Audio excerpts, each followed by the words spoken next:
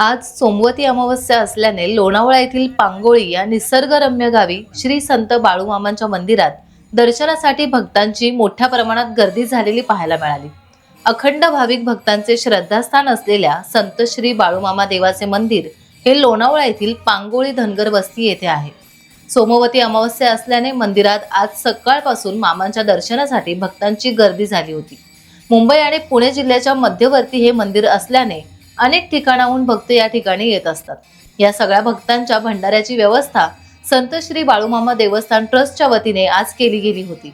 या मंदिरात दर्शनासाठी असंख्य भाविक भक्त येत असल्याचे देवस्थान विश्वस्त ट्रस्ट प्रमुख बबन खरात यांनी सांगितले।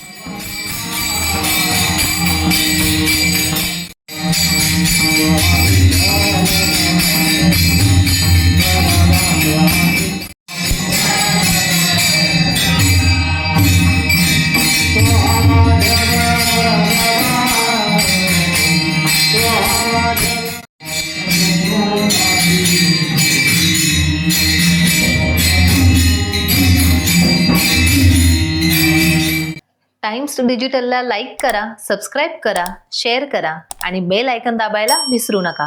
पाहत रहा टाइम्स डिजिटल।